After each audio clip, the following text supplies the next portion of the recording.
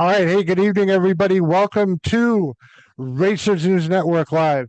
I am very, very excited for this evening. Um, we have one of my former co-hosts, kind of like getting the proverbial band back together a little bit, and uh, also one of our favorite and frequent guests from the past, back in the Wheels of Radio days. Of course, I'm talking about Amanda BOICESCO to my left, upper left, and down here, for me, anyways, is Kelly Barbato. And they were a huge, huge part of the origins of this disaster that is now known as Racers News Network Live. What's going on, ladies?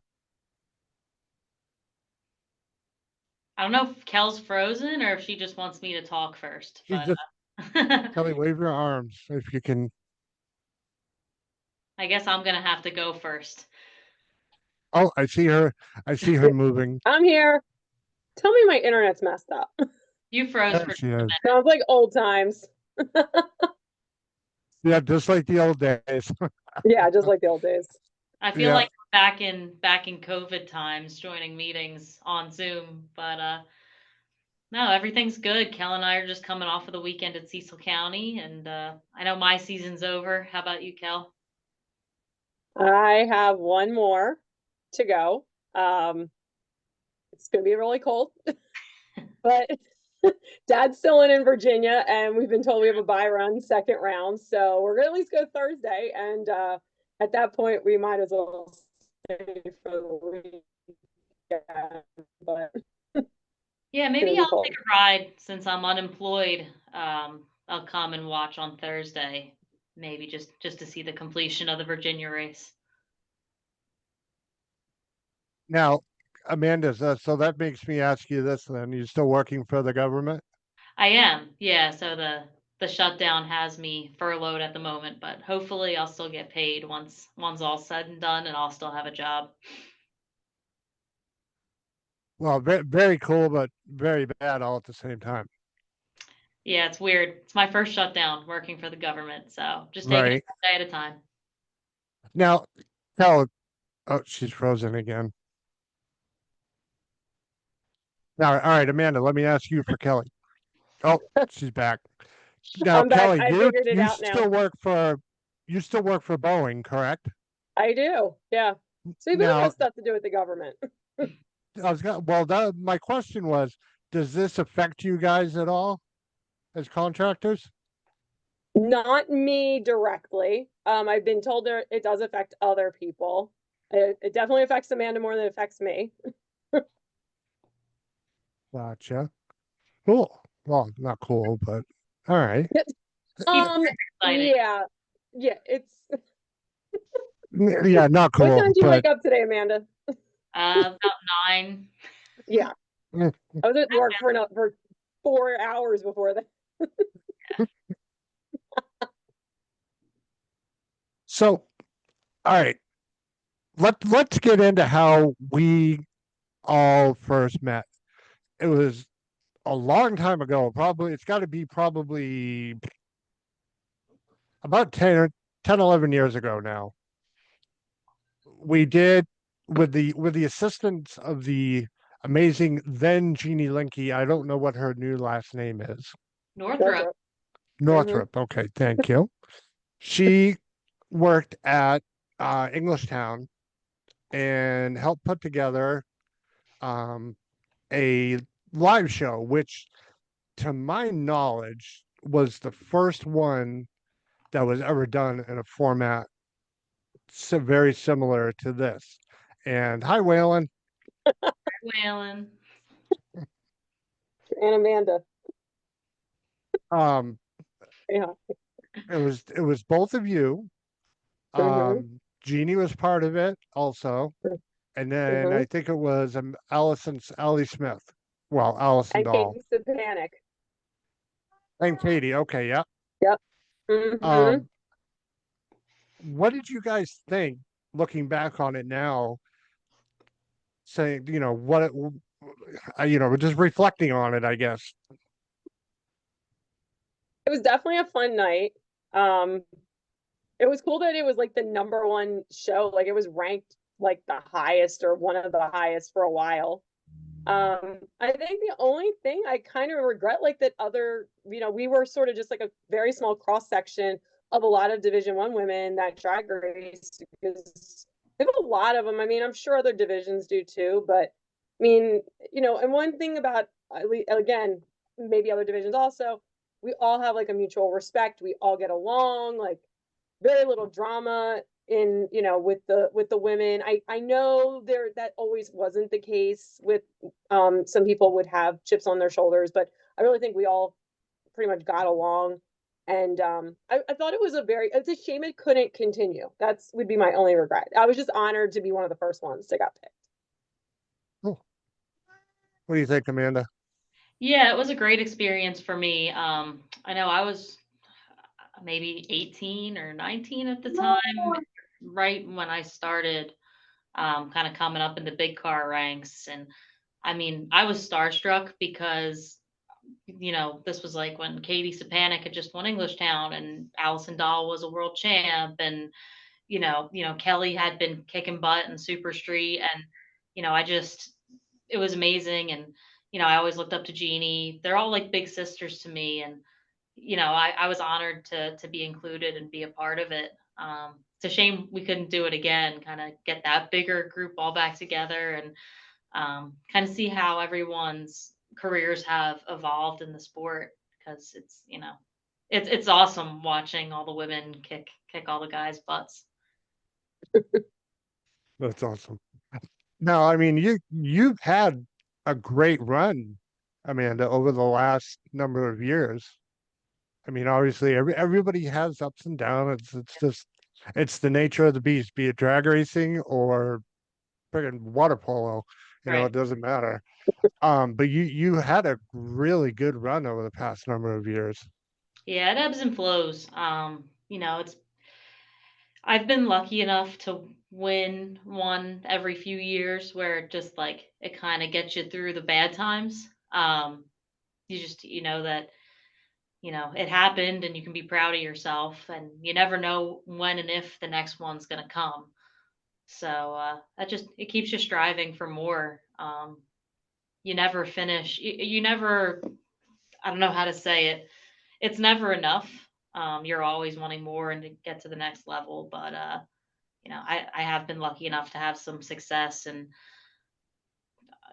I'm still striving to be better every day. You're still a kid. Don't be tough on yourself. I'll be 30 in February. It's kind of You're scary.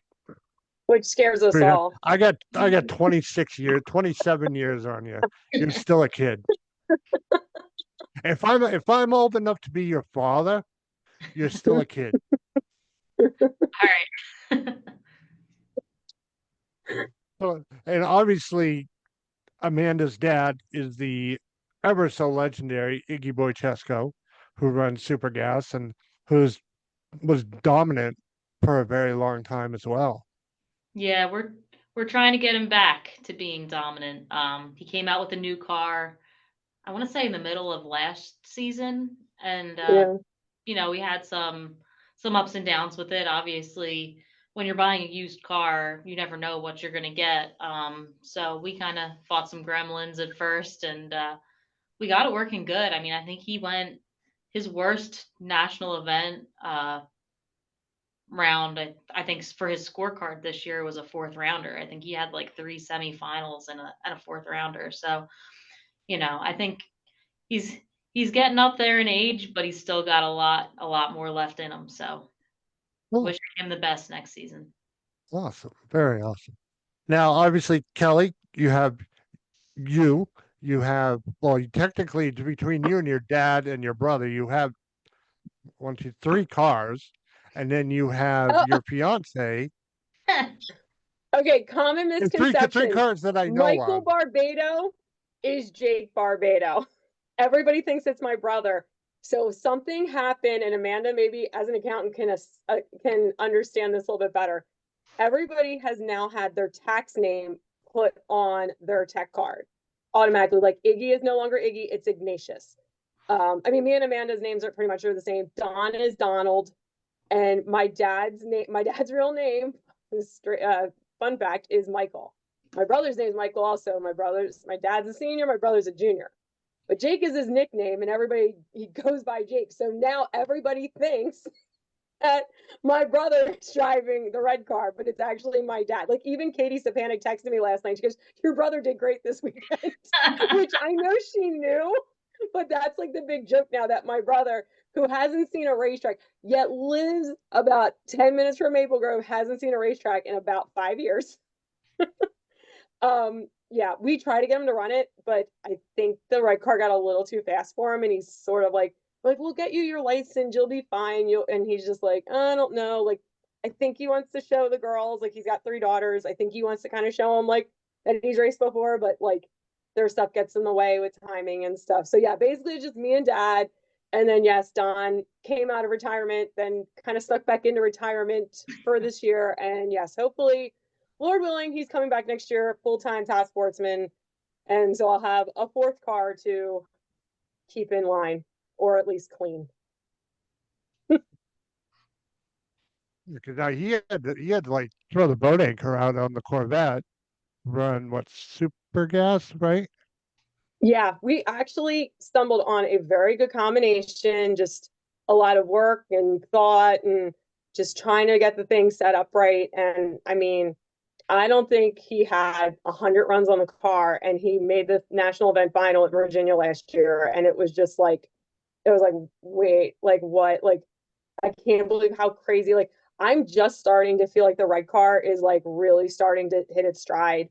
But Don came, I always said to him, because he had the Vega, and I think there was a lot of gremlins with the Vega, and sometimes it had its good moments, and he won a championship in 16, but like, other than that, like he really struggled with the car. And I always told him, I said, if you got a car that you could count on that was good, you would go rounds. And I mean, I've never said I told you so many times with this car. And yeah, it's amazing, this car. And we just found a good spot on it. And I said, are you sure you don't want to keep running super gas? And he's like, top sportsman's my dream. I want to do it. And I said, let's do it. YOLO. We YOLO'd it, and he started a little bit last year. We haven't went around yet, but I mean, he's so close. He's just needs a little luck. I mean, he's killing the tree. He knows he drives the car well. I'm really proud how quickly he's coming around to it from a little small block Vega. Yeah, I mean, he's That's had a awesome. taste of what success is in the car, just, in his short-lived career with it. I can't wait to see what it's going to do once he gets it, full time and, doing what it was what it was built for. Exactly. Yeah. I think my favorite moment, like going back to the national event final, you were in that final too. And unfortunately, you guys both runnered up. But I just remember I'm in this lanes, and you two looked at each other kind of just like, oh my God, this is happening to us. Cause I know you and Don have a relationship too. You guys have a good friendship and stuff. And I'm like, that's so cute. Like really good friends, like looking at each other like, oh my God, this is kind of big.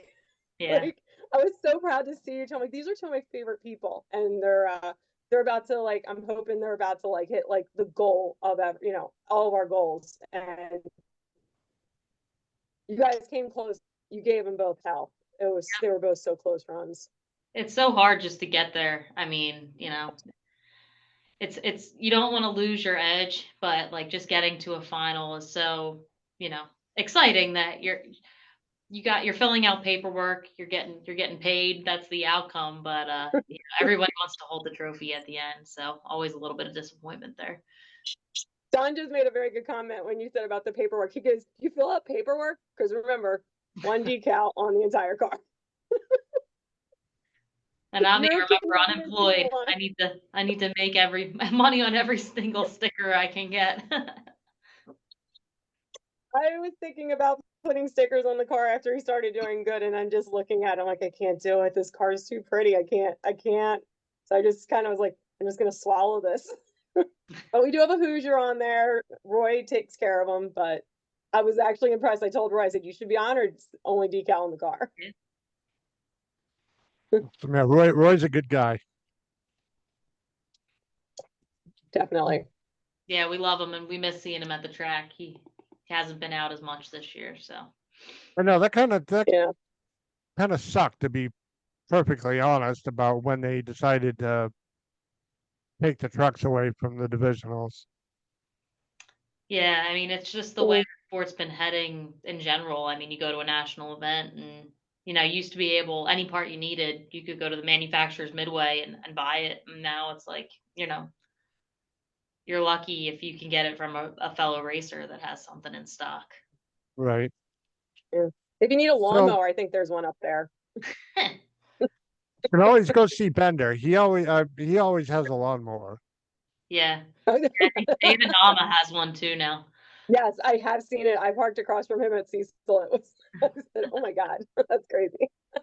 But the Skag trailer, they got a lot of stuff in there. Yeah, this is true. So that leads me into something then. So since we all kind of got together about, like I said, 10, 11 years ago, there's been a transformation of sorts in the sport. Not actually, not in motorsports in general.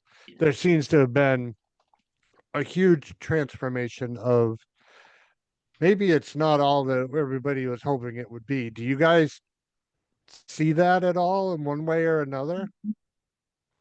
Whoever can go first. I miss it. You can go away. I miss the old times. We've lost a lot of tracks. We lost Englishtown. We lost ACO.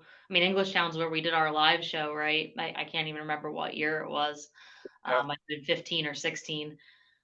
And we lost ACO maybe 2 years ago. And that's where, I started racing juniors at Englishtown. And, I grew up at ACO. And it's a shame to see those tracks go away. And with that, the all the series we run, nationals, divisionals, the .90 association. I mean, it's definitely doesn't look the same as it did 10 years ago. Yeah. ACO hurt. ACO, I have broken up, like, I've been broken up with boys, and this has hurt worse. I'm still not right about ACO. I mean, that was one of those tracks that, like, everybody has those tracks that, like, you could be late and win. You could think you're late and you're double O. You could be think you're out the lunch and you throw like a 6-pack out there. That was ACO for me. I love that track. There was a range of like 10 years that either dad or I got to a final every time we went there. It was like ridiculous, or at least once a year. It was crazy how much I love that racetrack. And then and people are gonna probably think, if they don't know me better, they'd probably think I'm a raging alcoholic. The bar was, I mean, come on, the bar. Yeah. I mean, once Amanda turned 21, and that's our story, and we're sticking to it. We brought her there a lot, and one of our last nights there was me, her, and Michael Hondras singing Bryan Adams, because we put it on the jukebox. I don't know if it was who it was. We sung Everything I Do for You, and it was one of them memories. And I'm like, I'm kind of glad that was my last memory because it was so funny, but it was so sad. Like, I just thought it was a joke. I was like, this can't be happening. Like, I mean, Yeah, that's for me, it was all the nights that Bill Phillips was around and we had our cupcake tab, and yes. whenever I think of ACO, I associate it with him. Yeah, no, absolutely. He's yeah, he is definitely missed. He had some nights there. We didn't have a karaoke machine at ACO, but he kind of became a karaoke machine at ACO and would sing like he sung like some stuff one night. I don't know how I don't know if we brought it ourselves or what. I don't know. But I mean, I have so many videos on my phone that I will never post of people just doing crazy stuff in there. Me and Amanda even just talked about a story the other day that I will not bring up to incriminate her about No, something. we're gonna keep this. We're gonna keep this PG-13 now. Yes, absolutely. But it's just those things. It's like, hey, remember when you did blah blah blah? And it's like, I don't even remember how I actually did that weekend, but we remember those stories. Like, we remember like the just all that fun stuff there. And like, even like up until like a couple years, like one of me and Amanda, actually, we grew up with the track manager DJ Balducci, and like, he was always just so good to us. So it was nice to know that, like, if you ever needed somebody at the track, like, you knew you could go to DJ and he would help you out. And like, I mean, like when I like back to the Corvette, when we wanted to get the Corvette out and just get some runs at the end of the year.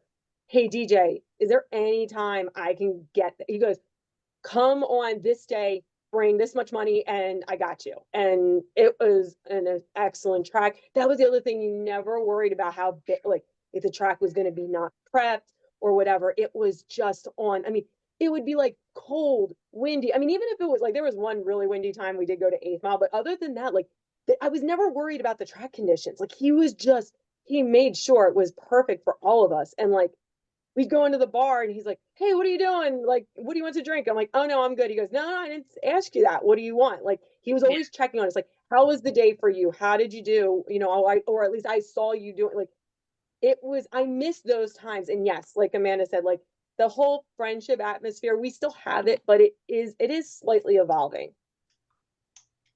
Yeah, and another thing, like ATCO always had Tuesday gamblers nights. So like if you had to get a run before a race that upcoming weekend, like you could run to ATCO on a Tuesday night and make some hits. I know I got my super comp license. I finished it up on a Tuesday night at ATCO just because, whatever happened on the weekend and we couldn't get to it. And, it's hard to find places to test now. Cecil Mhm. County has some on Saturdays, but you really gotta plan ahead if you wanna race because you gotta make sure that there's a test session if you'd like to test before you race, which I'm a big fan of. You got to make sure it works with the schedule because otherwise, you're going in cold to a big race, and you know the competition the way it is, you definitely need some seat time, in my opinion. Yeah. And Oh, even Wednesday nights at Cecil aren't a thing anymore. I mean, you Right. think about like there used to be Wednesday nights at English Town, and now we don't have English Town. We have Tuesday nights at ACO, we don't have that anymore.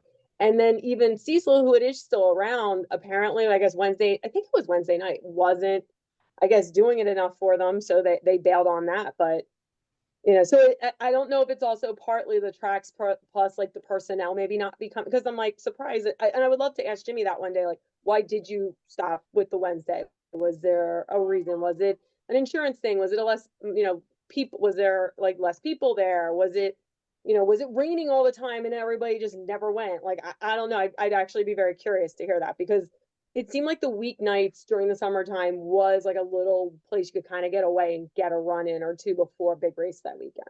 Yep. sure. So Leanne says, "Oh, hello, fellow she wolves." Oh. I could just imagine. We're so happy she's back racing. I love like talking to her about the car. Like one day we were just talking about like our cars because we both drive 68 Camaros, and we're just like talking about I don't know reaction times or the track or whatever. And I'm just like I'm really glad that I get to talk to you about this now because I talk about it with Amanda a lot, but even like she's got a dragster and I got a door car. It's like me and her talk like I can actually talk to her about stuff, and like she's kind of coming back into it, and like sometimes I think when we give each other advice, I think coming from us, sometimes like we want to kill our dads when they want to give us advice and we don't, yeah, you get it.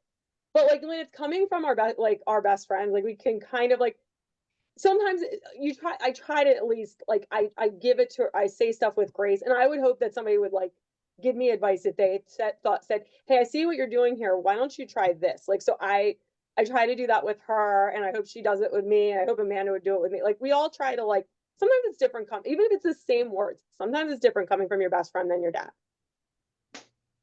You got to remember, I have a 22-year-old now, so I know what it's Oh like not God, to I be can't believe cool. he's 22. Yeah, Yep. I love Oh my God. dad, but I come from the same hard head that he has, so we can definitely butt heads once in a while, but um, I wouldn't trade the time we have racing together for anything. I know Kelly and Jake and Leanna Lucky and Amanda and Iggy, like there's nothing like the relationships that the three of us have with our fathers, and you know, it's you can't change that for the world. Now, Amanda, Yeah. you just have to convince Kelly she's got to go north a little bit further. Yeah.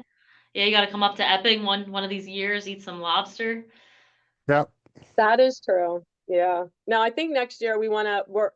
going to English. So this year now with the third car, we can kind of, because we don't travel that much, we are trying to get a grade point of 8. So me and dad can try to travel more and go to like try to get into Norwalk, try to get into the races that like everybody's trying to get into. So I'm hoping that means that we are going to travel more, try more NHRA stuff out of the division, maybe even try this IHRA stuff, maybe go a little bit more north. We'd love to try that stuff. And I mean, the good thing is that we have 3 cars, one super gas car, one super street car, and one that can do both. So it definitely helps us to be able to pick what races we want to do, and if we can bring 3 or just bring 2, and which 2 we want to bring. Oh, now obviously you guys are a lot closer to the upcoming IHRA stuff than I am.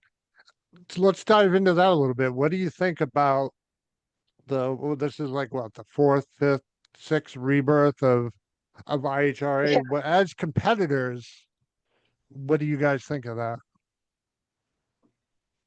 Competition between between associations, I think can be a good thing if you're not trying to put things on top of each other. I know I actually talked to Jack Sapanic about this back in the beginning of the year. We were talking about like the schedules and stuff, and the good thing, and I feel he brought up a very good point. Like, you don't want to like compete so far as in like, okay, let's say hypothetical, and this is totally hypothetical. IHRA bought ACO, and this is hypothetical. I'm probably more manifesting it. And then NHRA had a race at Maple Grove. You're going to split those 2 people. You're going to split everybody. That's not good for either.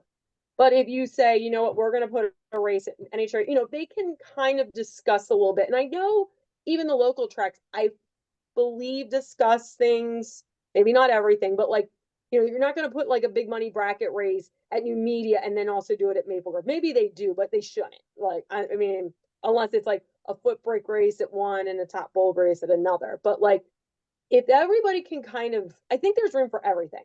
I really do. I think you try not to put the other one out of business because you don't necessarily trust. We are not always the most loyal people.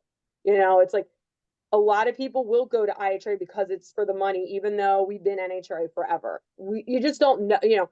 And whether or not that's good or bad, I don't know. But I think they need to.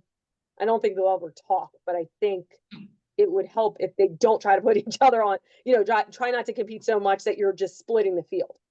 Because if you got 64 cars and 32 are going one way and 32 are going that way, and you're basing your payout on 64, nobody's happy. You're shooting yourself in the foot right from the word go. Absolutely. Right. It's not like 100 new racers are going to show up to go to this new series. I mean, the population is what it is at this point. And, thank God the junior dragster ranks seem to be flourishing. I know at a lot of the races we go to, a good 20% of the car count maybe is junior dragsters. And that will hopefully help the situation moving forward, whether those juniors go to be bracket racers, .90 racers, IHRA racers. Um, hopefully that means the sport isn't necessarily dying.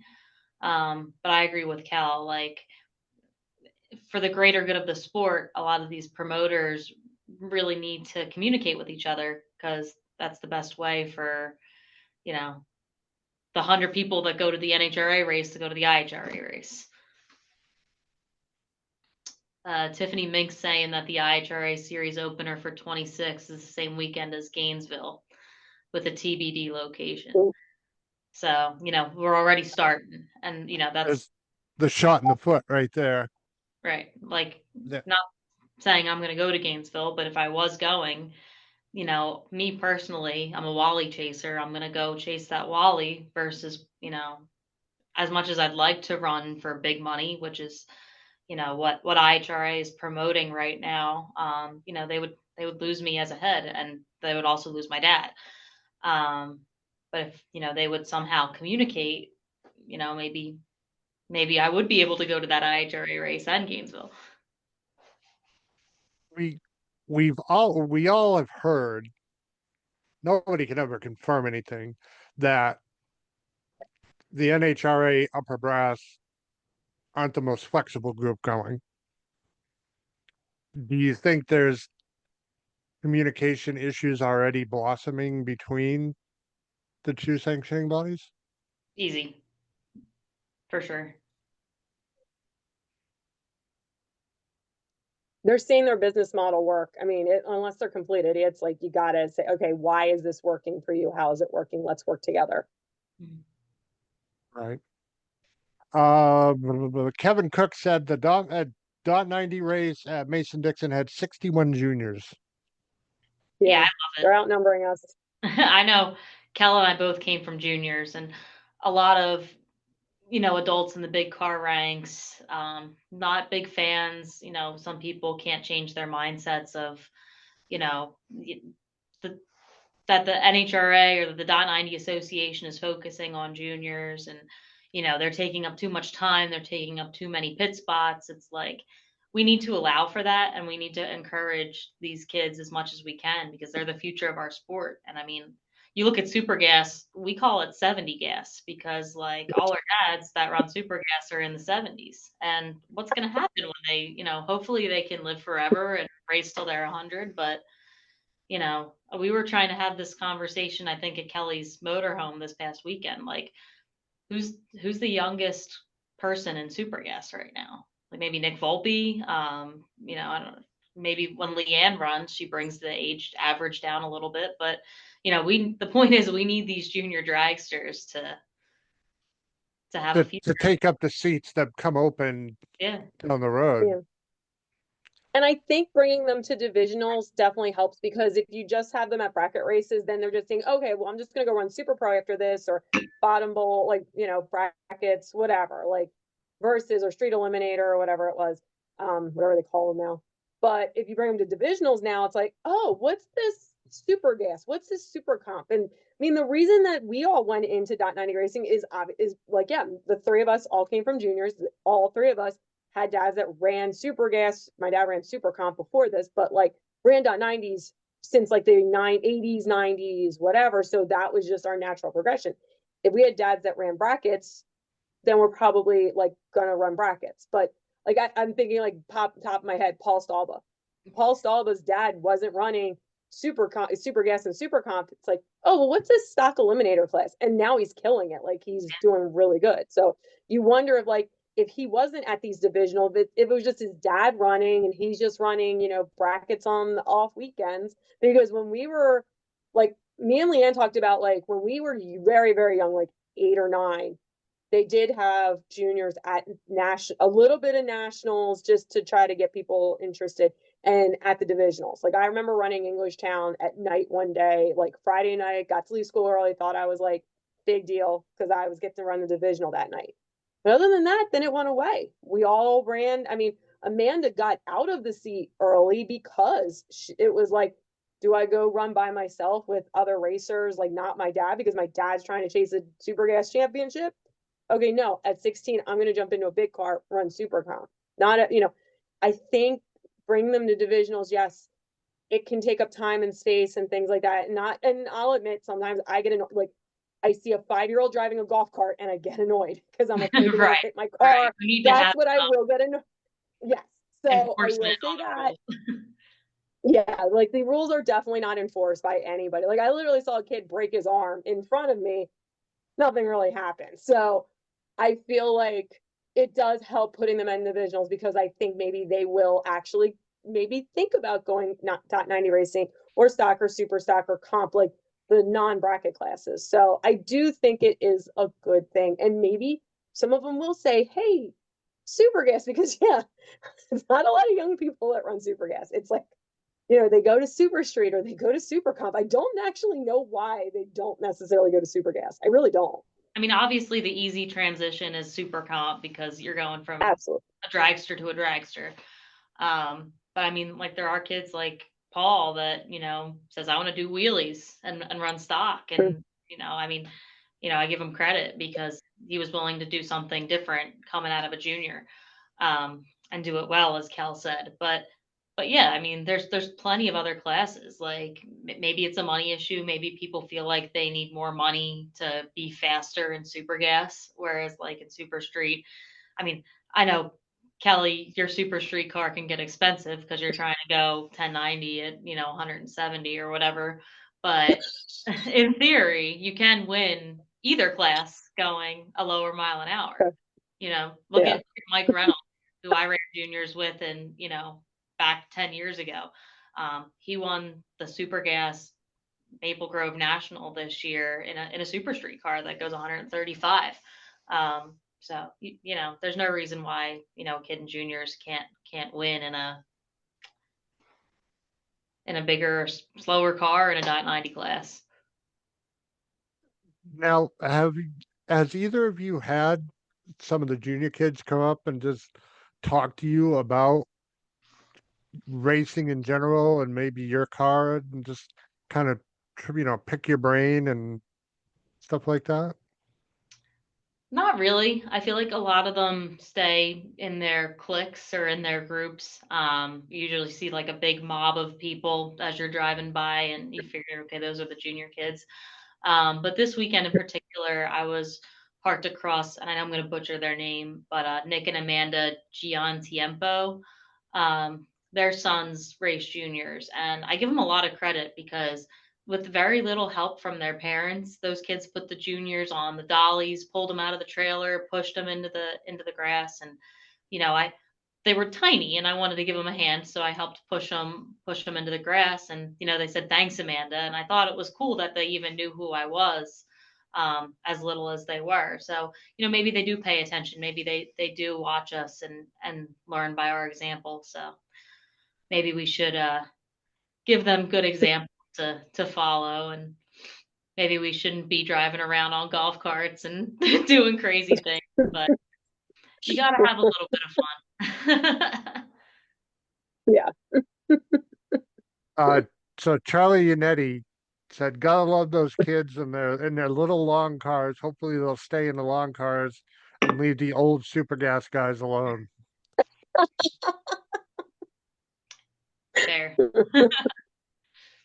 I And don't for know. I any, mean, we can't really sleep on the old guys that are running super gas. I mean, yes, in 10, 15 years, we don't know where it's going to be. But the guys now, like the 7-year-olds, they're kicking ass. Oh yeah. It's like I think I always worried about like, okay, if there's a point where my dad like scares me or if he's not doing what, like he may just be like, I'm not gonna do this. He went to the semis yesterday in Super Street. It's like, why would I pull him out of the seat? My mom thinks like, why would I pull him out of the seat? I mean, it keeps him young. I mean, you Dave got, Long. I mean, Iggy. I Oh, was I was we had to scrolling bring him through up. Facebook. I was scrolling through Facebook earlier today, and Rick Rollinson, I think, commented on Dave Long's Facebook post and said, "Old guys rule." I mean, no offense, but they're two older gentlemen, and they got through the field and they were in the final against each other this weekend. I think it's awesome. Keeps, I think, a body in motion stays in motion. I don't know, was that one of your engineering friends, Kel, back in the day? Is that Yeah, Einstein? that was no. Yeah, that was no. Yeah, I think that was Einstein or whatever. Yeah, I think I was sleeping during physics, but no, Dave Long. I mean, actually, Amanda or Dave. I don't know if Dave's listening yet because he's like, I'm gonna listen to make sure Amanda ain't talking crap about me right now. Nah, he's beaten me the last two, Division One local races and national events that I've run him in. But nothing but respect for him.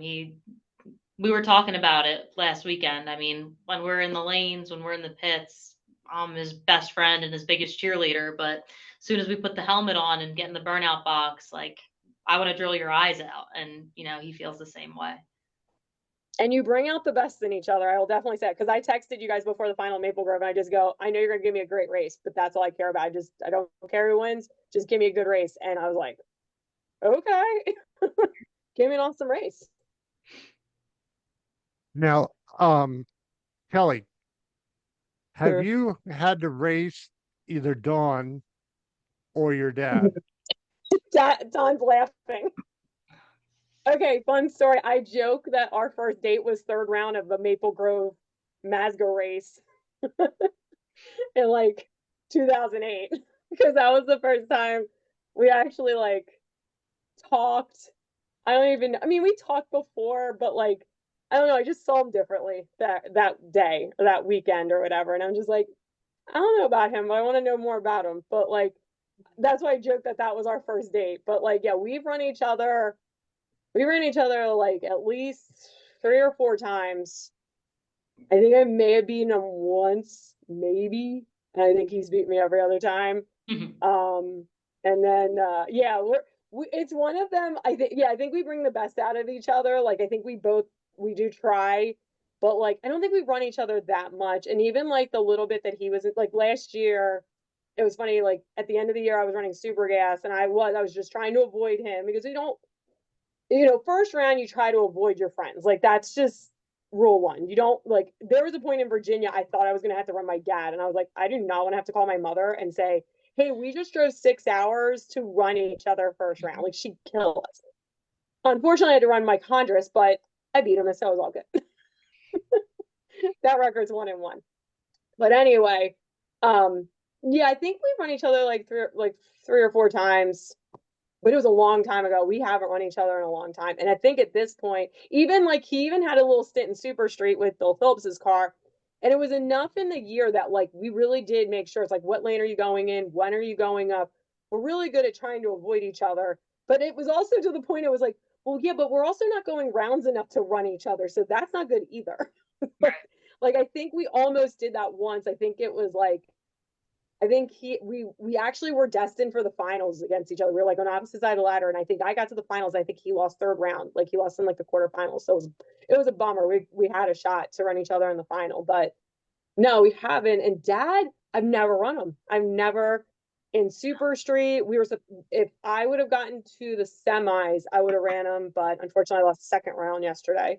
Um, but yeah, no, I've run Iggy a couple times. I never had to run Leanne. So as far as like really close friends, like I mean, if we want to bring Bill Phillips up again, we used to beat the tar out of each other. Like we would run each other a lot, and we'd have some good races against each other. Like it was fun back then. We would have some runs that some of Dollar. them made sense and some of them didn't, but it's good. Yeah. Oh, we used to bet each other. Yeah. To bet dollar bills on each. I still have the dollar bills in my trailer. I won't get rid of them. Yep. That's I have a awesome. few Bill Bucks as well, but from Hardifer, not Phillips. Yeah, Yeah, exactly. Yeah, Bill Bucks. Great word. I love it. that's awesome. Now, obviously, you and Amanda, you and your dad run entirely different classes. Has there ever been a time in some way, shape, or form that you guys have come up against each other? Yeah, actually I think it was a test and tune at ACO. We both had old cars. I had my red car and he had his green car. And I had him in the tree. I want to say I was teen and he was maybe 30, but I want to say he was closer to the 90 than me. I might have broke out. Um, Obviously, we weren't close at the finish line. I was a second ahead of him, but um, it was definitely cool lining up my dad. He's like the master, and I call him Miyagi. And I just lining up next to Miyagi. It was epic. And I actually he has got a hurt motor right now, so he hasn't been able to race the last few races. And I told him, I'm like, if you want to race my car this weekend at the Dutch, you're more than welcome to. I'll come and crew for you. But he keeps saying he's not a dragster guy, so I don't know if we'll ever get the opportunity to race against each other, but we'll see. You never know. I'd have to wedge him in there and stand on him, jump up and down to get him to fit in there, wouldn't you? He'd fit just fine. Oh, But we did. getting him out would be the hard part. The shoulders That'd be don't like I trying. do remember. good. Yeah, oh, that hurts at the end. I seen your bruises at the end of the Yeah, weekend. yeah. My mom used to think that I was getting beat up when I would go racing because I'd come home with bruises under my arms, and I tend to bruise easily. And when you get in and out so many times, you get black and blue marks. That's awesome. Good stuff. See this now. This And we brings me actually back. tried to run each other this Go ahead. weekend. We had a test and tune on what was it, Thursday? We were both Mhm. there. We were both trying like, okay, not like we're gonna try to like get out of our way because we're all trying to test and tune.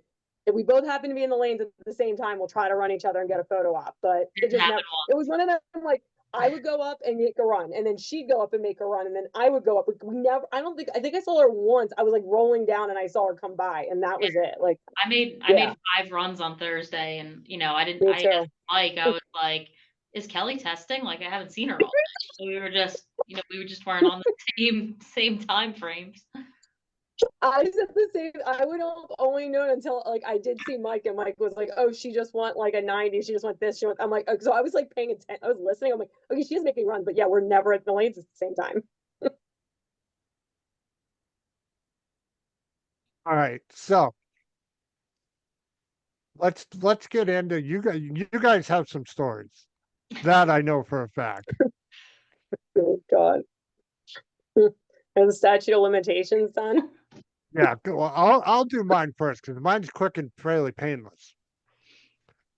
Cecil County, your father told me the RV is unlocked. It was hotter than the third level of hell, Kelly. And he's like, you Oh, can this is go mine. in and Oh sit God. down and, cool off if you need to. I said, all right. So one time I wandered over, sat in the stairs in the doorway, closed the door because there was a vent right there. And the air conditioning was blowing on me, and it felt wonderful. It's like the greatest Yeah, thing I ever felt at that time. And I sat there for a good, I don't know, 5 minutes or so. And do you ever get that strange feeling that somebody is watching you?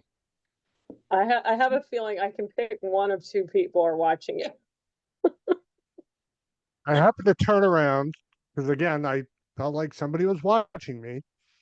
I turn around and I look, and there's Kelly's mother I was sitting like, at the sitting at the she dinner table, surprised and us, she's like, Very. "Hi, who are you?" CEO. I'm like, "Hi, I'm Chris. I'm harmless." She's like, "I thought that was you, but I wasn't sure." I just casually, like I said, just walked in, turned around, sat down, and closed the door, and cooled off for a few minutes.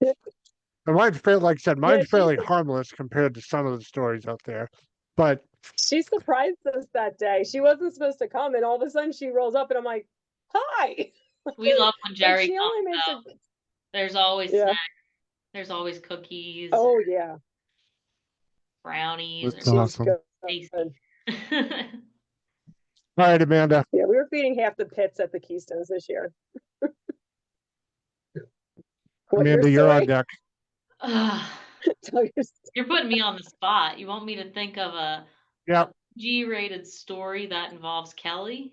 Well, we can even teeter towards PG-13, slightly R-ish. Well, oh God. Kelly, you got anything in mind? I gotta think. I have one, and it doesn't incriminate you. So, Okay. and it actually includes Chris. I think it was the year after that because my mom didn't come to this one. It was when I won the pig roast, and I get out of the car, and now this was after I hurt my motor in Englishtown. My dad and me built the motor rebuilt another motor all through 4th of July weekend. I take it to Cecil the next weekend to test, and then I win the next weekend. It was like one of them, like it actually made it worth it. Like I was like, that was the 3 weeks of hell, and it was a heat wave. It was hot everywhere in the garage. We didn't have air conditioning in the garage back then. So like, it was hot that weekend. Then it was hot at the track. And I remember we were driving to the track and it was raining all around us. And we kept calling people at the track and they're like, it's not raining here. And we're like, okay, good, because I need to test this car. Get to the pig roast and I end up winning. It's crazy. Like it was the weirdest thing because it was like um the electric yeah, there was a thunderstorm and something hit the scoreboard and the scoreboards were out. So we had no scoreboards all weekend. We didn't have wind lights or anything. You only knew you won if you got to the girl at the timing booth and she had pom-poms and she would wave them. Yeah. And the first round, I remember like my car, like the throttle cable came off, or not the throttle cable, the shifter cable came off. And I'm realizing I'm like, I'm in second gear. So knowing that like my dad made me like learn how to build, like when I built my car and wired it and all that stuff, and he was just like, and I knew, I'm like, okay, if I hit this trans brake, the car is gonna move. Doesn't that I gotta just flip brake this thing and pray. I didn't see the red light on the other side. Luckily, Neil Vaccaro went red, and I was like, oh my God. Get back, dad fixes it. Okay, I'm off the second round. Win that round, win third round, win fourth round, get to the finals. I'm just like, okay, I got a plan. I know I'm going to do it. Get up there, let go of the button. I caught him early and I'm like, oh, what am I doing? What am I? And I'm like, I just start backing in. I'm like, I have no idea what I'm doing. My red light comes on. I'm like, I can't believe this. This has been the craziest 3 weeks of my life. Get out of the car. I'm celebrating. There's people all over the place. Like, you guys were there and people from work and Don, everybody's there. And I'm so excited. And they go, okay, top 8 to the lanes. It's 100 degrees. I'm dying. And I have to go make another run. This was the least I've ever cared about a run. Like, nothing to take away from who I ran. I tried, but I didn't try hard enough. I go out there, I lose first round. Now they're like, okay, we're going to finish the top 8. Then we'll go to the winner's circle. So now I'm staying in my fire pants because I want to keep my fire pants on from a winner's circle picture. But now we're celebrating. And I may or may not have brought Jello shots. Oh yeah, the pudding And I was shot. the last one The in the line. Yes, shot. Jello pudding shots. I brought the box in the car, drove the car to the lane. We were in line. There was like 5 cars in front of us doing pictures. I had the box on the hood, and then everybody's coming by like, have a pudding shot with us, have a pudding. And I'm like, yeah, sure. I'm in that winner's circle. I remember it, but I'm like, I even like was wondering if I should have driven that car back because I just kept going. I was like, because I was okay. Like I just was like, not like I was like falling on the ground, but I was just like, oh, it's like 100 degrees. I probably haven't eaten much today. And everybody's celebrating. And this was right when the pig roast like became like we got a trophy that I was like one of the first ones to get a pig. Like this was a big deal for me. And all the stuff we went through. This was such a big deal. So like I do remember that was like the largest winter circle picture I've ever had in my life. There was like 20 people in that winter circle. I just literally just grabbing people like, come on, like everybody come on. So yeah, that was probably one of my ones that I can actually mention. But I was also, oh wait, okay, the next best thing and probably ties when me and Amanda won together. That was great too. And that was also at Cecil.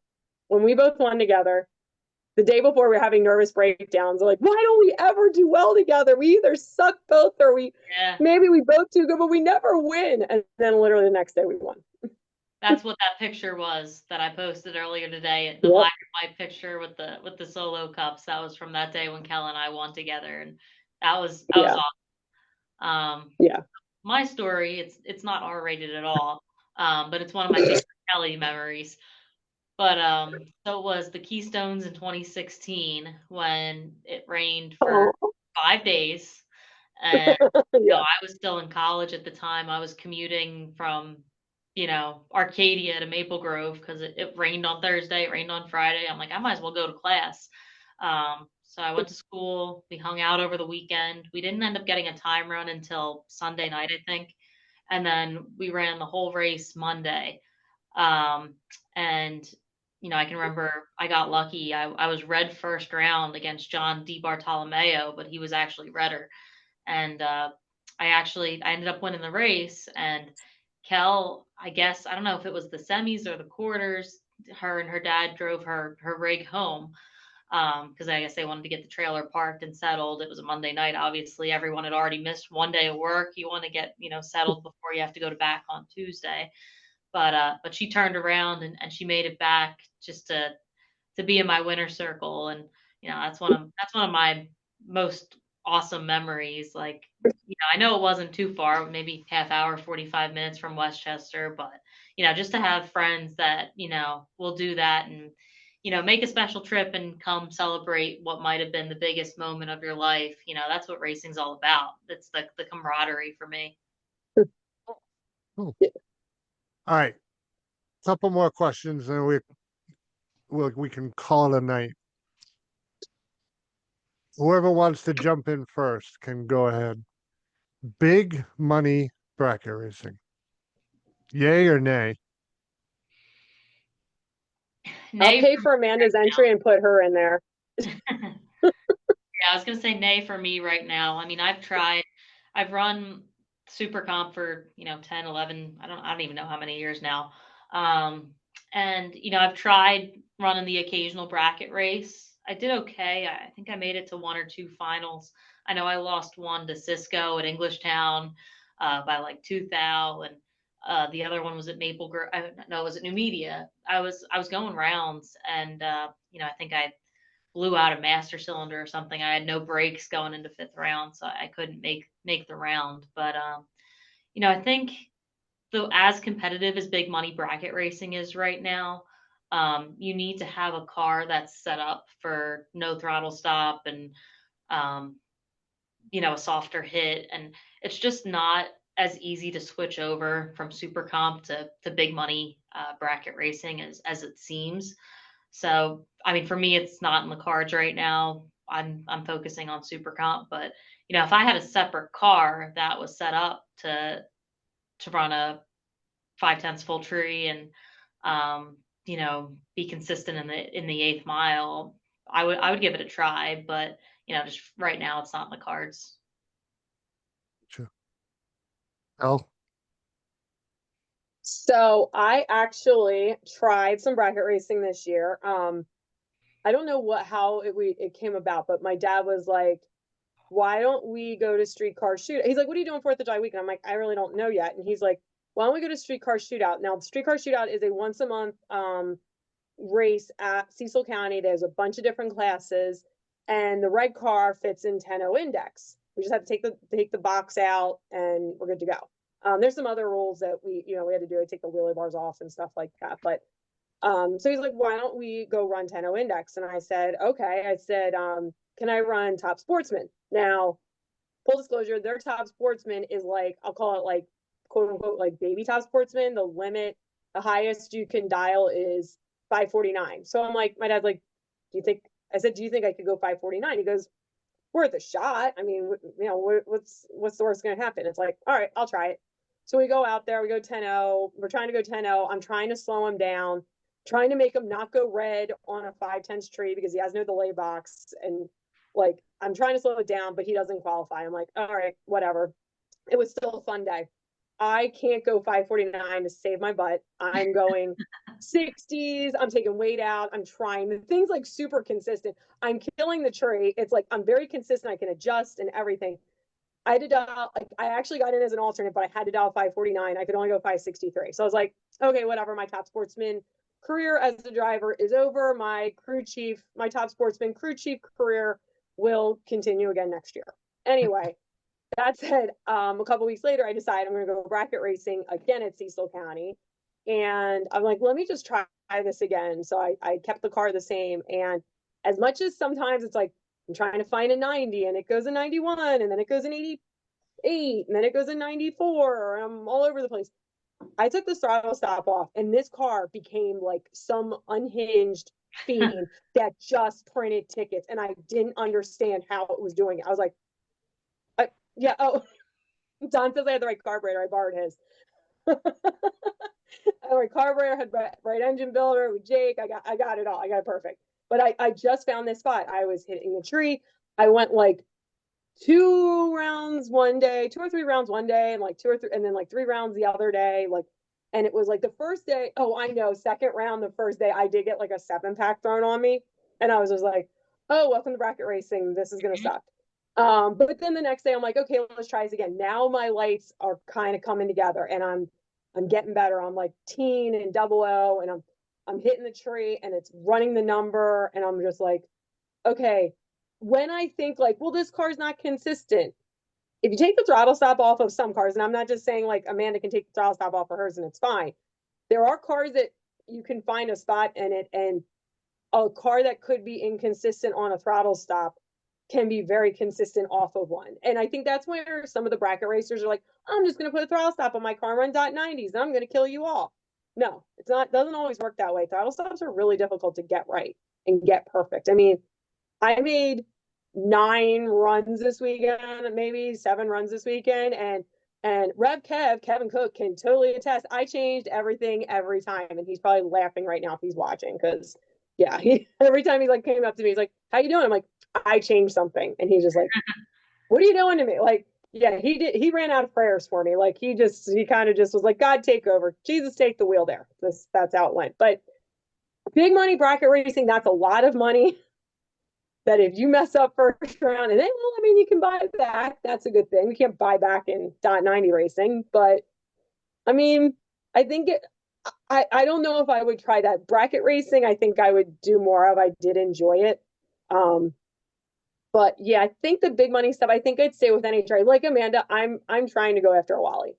I've never got one. So as sad as that is, as a 40, almost 43-year-old woman, I don't have one. I'm sure I'll appreciate it when I get it, but hopefully I'm not like 90.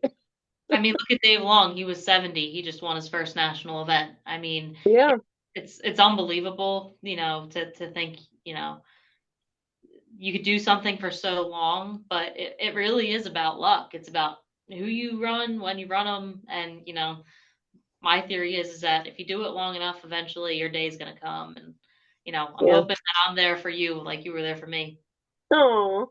No, I mean, Jake didn't win his first one until 2020, and then he didn't win his first till 2020. Then he won a second one in 21. I'm like, Yeah. oh wait, so I gotta wait until I'm like in my 60s or something, but they're just gonna start coming. I'm like, okay, that's a good thing, but like, I don't know, wait till I'm 60. But it was still cool to see him. I mean, he won the Dutch in '08. So I mean, that's a Wally still. It was a national event, but it was like to win a divisional was cool. And then even to be like he was in a national event final before, and that's cool too. But yeah, hopefully I don't have to wait till I'm 60. But if I have to, I'm just Yeah, enjoying it. I'll chase that dragon till it comes. gotcha. All right, Amanda, do you foresee yourself staying in Super Comp in your racing career, or do you want to take a step up? I had this conversation, like I said, my dad, he doesn't have a motor right now, so instead of, helping him work on his car in between my super comp rounds this weekend, we did a lot of watching. And we were on the starting line watching Top Dragster, Top Sports and Sportsman, and I'm like, we both had the same thought at the same time. We're like, why don't we sell everything, build a Top Sportsman and a Top Dragster, and move up? And it's a lot of money, and maybe not the time right now, but I think eventually, I'd like to move up.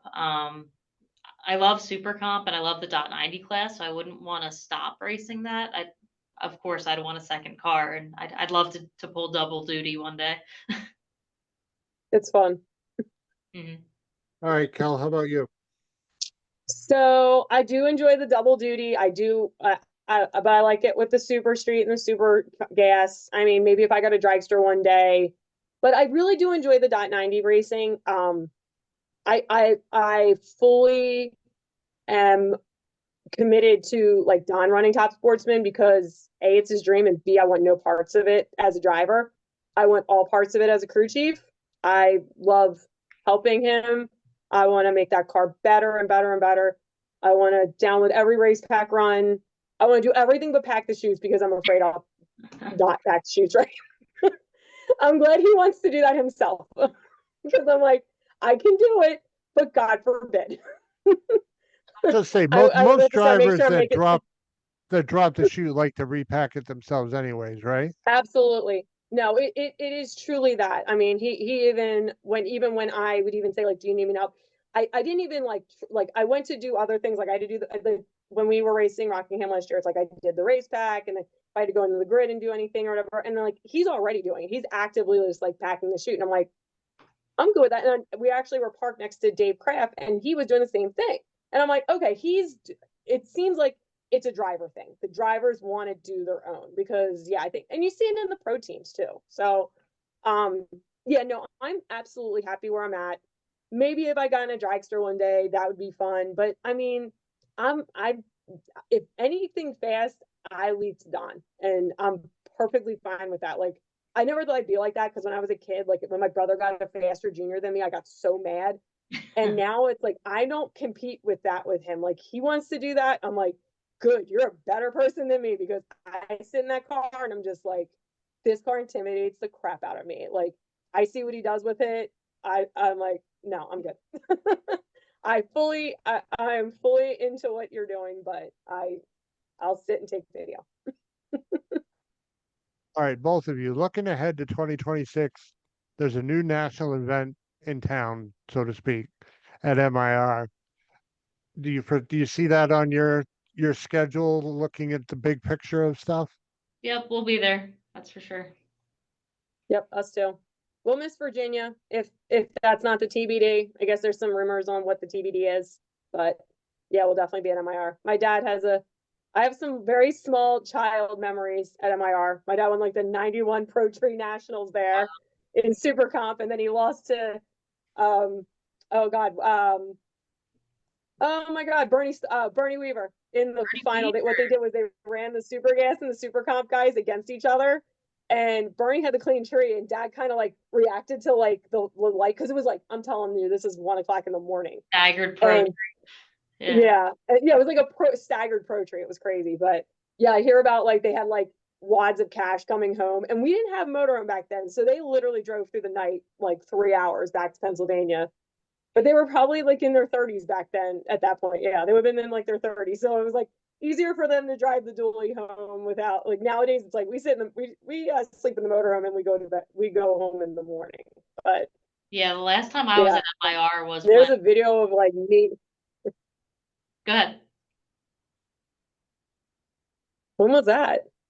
When I don't know if Lucky was running the .90 association back then or if Rob had taken over, but we had a .90 series race at MIR, and I was in a junior, and the track was prepped so well. There was so much glue on the track that I couldn't stage my junior.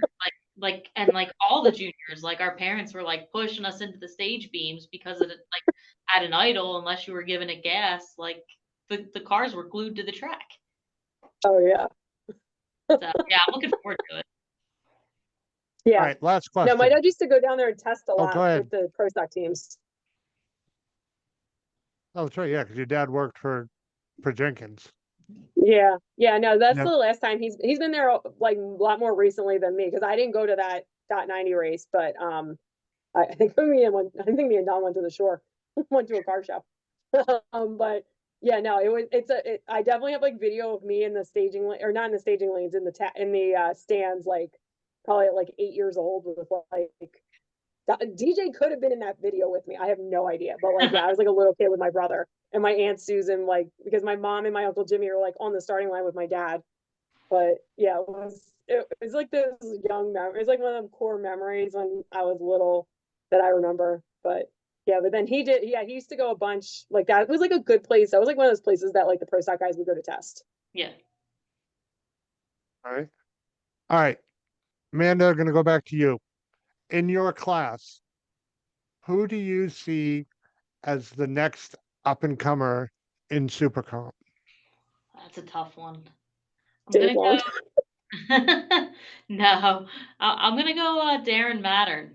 I think he's come from a junior. He's pulling double duty already, running Super Street and Super Comp, and I think he went to the 4th or 5th round this weekend. And I don't know if I've ran him yet or if I ran him in a time run, but he was on the tree and the car was running the number, and I think he's my pick.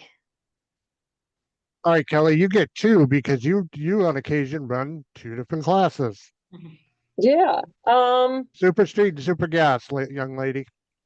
Okay. Okay, Super Gas. I'm gonna go for a deep cut. So and it's probably and Amanda's gonna be like, this is totally playing favorites, and this is the one that's off the top of my head that I'm thinking of, and I'm sure there's others that we could go to, but and he's maybe not a young gun, but Nick Daniels. He is a friend of ours. He has a white Corvette Roadster. Dude is the happiest guy in the world, whether he wins or loses. You never know when he comes back from a round. You don't know if he won or lost. He's sort of like Mr. Happy. He gives Mr. Happy vibes. Like, just you never know. He's just so happy to be at the racetrack. He's a hard worker. So when he's at the track, he wants to have fun. He wants to, play hard too.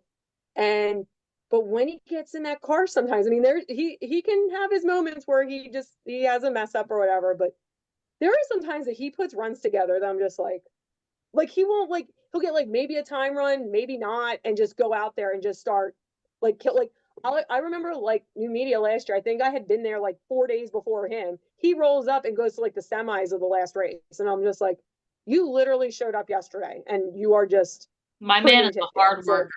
I mean, he's working cut off, Friday. He's not coming for time runs. He's going in cold, and I mean, him and his dad run Super Comp, and he's put me on the trailer quite a few times. I mean, when their cars are running good and they're hitting the tree, it's a good combination.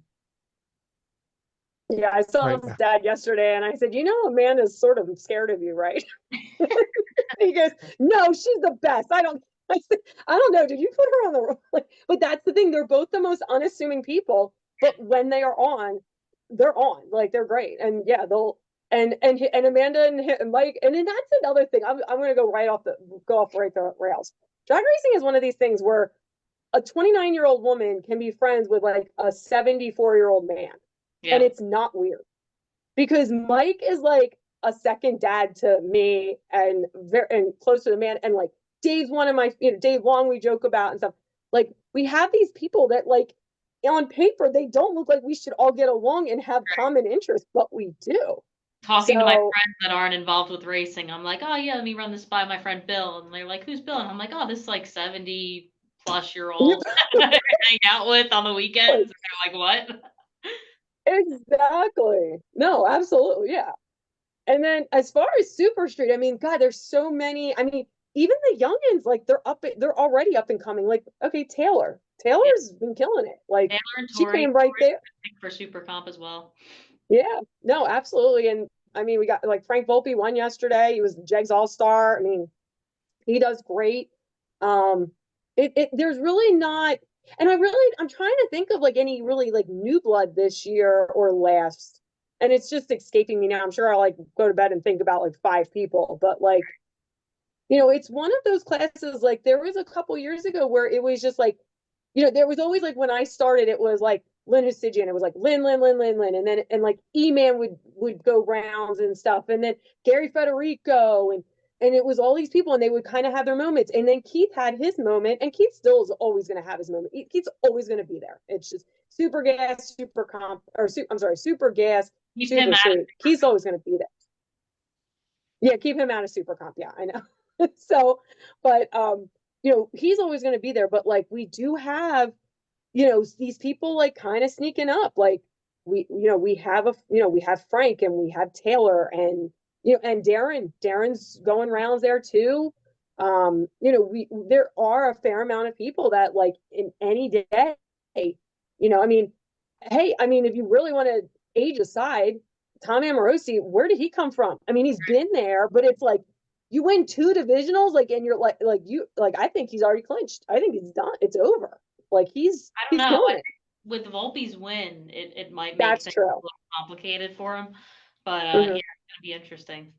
Yeah, absolutely, you're right. And then we still have a Virginia to make up on Thursday, so that's definitely gonna show stuff. And I mean, in Super Gas, besides Nick, I mean, not that he's like, I mean, he's around. Josh Eastburn is like, oh yeah, where they're like, it's like wins. Keith and Kanopik are like battling each other all year, and then it was like Josh was like, hold my beer, right. And then Josh just goes on this tear. Yeah. Fair enough. Ladies, it has been a pleasure catching up with you again. I'm very, it warms my most of my somewhat functioning heart that I got to meet you guys, like I said, 10, 12 years ago, whatever it was. And it's always a pleasure. Obviously, Amanda, I see you a lot more than I see Kel, but it we had a lot of good times together in the past, and it was awesome to be able to sit down and catch up with you. Yeah, it was great. Thank you for having us, Chris. And again, thank you for moving it to Monday night for me. Hopefully No fill your view ratings too much, but I appreciated the time, and me and Kel could sit here and talk forever. So it was yeah, I know with Kelly, it's kind of like the old Howard Stern's thing back when he first became popular. Well, why do people like him? Because they don't know what he's going to say next. You never know. She's definitely a unicorn. But when we were on it, and I wouldn't have had it any other way. I don't care what anybody says. I have to go back and listen to some of those podcasts because there were some good ones in there with us and Dave. Best was Bill Phillips calling in drunk. That was the best one. Yeah, he kept saying appreciate it. Appreciate it. What do I you do appreciated for a it. living? I always remember what do you do for a living? Construction. Yeah, he does. I still have a voicemail on my phone from him going, "Hey, hey, hey, little girl," and it's like sometimes I just gotta listen to it because it just cheers me up. Yeah, no, I like when he used to just randomly call us, and I'm like, "What are you doing?" He's like, "I'm drinking drinking a bottle of wine, cleaning my car." That was the cleanest car we've ever seen. That Camaro That's was the awesome. cleanest car ever.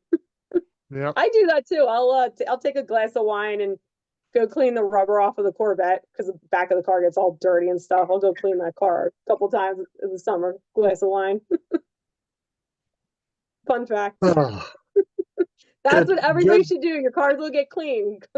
Have a drink and clean your Yeah, cars. send Kelly a bottle of wine and she will clean your car. Bottle of wine and a bottle There's of Slick Mist. that. Well, That we sounds can get bad. oh yeah, Carol Bell to get I'll get a hold of Carol Bell and say I need like 4 cases of Slick Mist sent to Kelly Yeah, Barbato. yeah. I keep it in my car, in my street car. Oh my God, we didn't even bring that up. Who has the better street car? A red All Camaro or right, a blue yeah. Camaro? All right, this is No, let's who has a better streetcar? I All right, do. we'll let Chris decide. Would you Okay. rather have, what is it, a 2025? Hers is cleaner, but she cheats. Would you rather have a 2025 blue Camaro automatic 24. or a 2013 red 6-speed stick shift? Unfortunately, right now in my situation, it pains me to say this. All right. I would have to go with the automatic. I I play with the Tiptronic a lot. I forfeit. I play with the If F1. if Hers it is always was cleaner, but because she takes it to the car wash. you She go to the cheats. car wash though, you don't wash it yourself. Kelly does it herself. I go to the car I wash. do it myself. So I it's know, that's what dirty I'm a saying. lot. You go to the car wash. I bought it used. It was already messed up. I don't care if it gets more messed up. 6 years ago, I would have went with the stick shift. Yep. Now I have to unfortunately go with the automatic. Gotcha. Understood. We Yeah. we made my dad make a decision one day. I was like, he drove Amanda's car, and then he had just driven my car, and I go, all right, which one you like better? He goes, well, hers is a stick shift. I said, come on, I'm your daughter. Leanne said they're both V6s, so neither. Yeah, but All it's right, the if that's the fastest Camaro fact, I've ever neither. owned. They're 335 horsepower, both of them. They're faster than my V8, my red car was in stock. V6s. Anything more than that, I'd be in trouble. Me too. Trying not to get pulled Yeah. over. Well, that's like I Yeah. had to talk Tanya out of getting a Kia Yeah. Stinger. I'm like, yeah, that's the last thing you need is 450 Right. horsepower. Does sound Oh like yeah, fun. they're not pretty though. Yeah. They are. But she's got a heavy right side, so I hear you. you also got to remember she got a ticket 3 days after she bought her 250 horsepower Forte coupe. Oops. Yeah. Yeah. Knock on So wood. Still ticketless, so I'm trying to stay that way. yeah. No comment.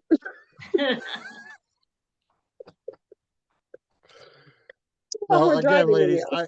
I I thank you very much for your time. It was a blast catching up with you again, and you know, I'll keep in touch. And Kelly, I miss our 5 o'clock in the morning text conversations. So how'd everything go Yeah. last night? Oh, I'm not Yeah. awake Oh my yet. gosh. Yeah. No, I do miss my Friday, but as much as it's nice to go to bed at like 7:30 on a Monday night after a race, I miss my shows. But they were better when I did well the weekend before, because when you have to interview all these people that won, and if you didn't do well, it kind of makes you depressed and a little jealous. But I actually tended to do well those years. I did a lot better than I do now. Hey, maybe it was the So motivation you needed. it was a lot easier to go through. I think that's the one thing we never did was we Okay. never had to do a winner's interview Apparently it was. with I need to you. get back. right? I don't think Oh, so. there are some out there. They're bad. I don't know Right, how to but it was talk. never one. Oh, hey, well, it's this show tonight. Well, Kelly, you won this weekend. How do you feel about that? I do remember the one, and this is really quick, like the one I made my own interview up when I had one right after the pig race, like 2 weeks later, where I'm Cecil, or no, we were at Echo. We thought it was going to rain. So me and Amanda went to the bar. I think Bill Phillips was buying us kamikaze shots or something. I didn't care because I was like, oh, it's going to rain tomorrow. We're not going to do anything. Woke up, it did not rain. We raced, and I ended up winning. And I have no clue how I did it to this You day. walked, you walked over to the winner's circle going like this. Yeah. Yeah. Time Oh for my God. I was just like, I literally like we got to the final and I think like they were asking if we wanted to split. So me and Rick Mattioli, he's like, do you want to split? Like, what are you thinking? I said, dude, I thought I'd be at the mall right now shopping. So like whatever. Like I'll do whatever you want to do. Let's just go. Let's just go home. I know. I had woken up by then. The adrenaline kind of got me going, but like I just remember Uh, like having like a time run that I was just like, yeah, whatever. And then like I texted my friend what I did, and I just go, I'm probably gonna win today, like totally tongue in cheek, like tongue firmly planted in the cheek, and I couldn't believe it. I right. couldn't believe it. That's awesome. That was the craziest month of my life. Only you, Cal.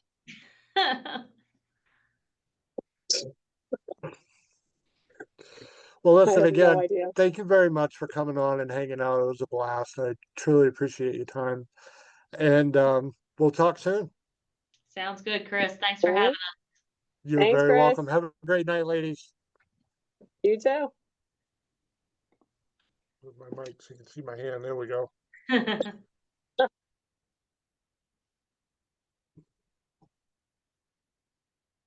All right, everybody. I want to say thank you to Kelly Barbato, Amanda BOICESCO for coming on and hanging out. And we will be back next week. We'll talk to you all soon. Have a great night.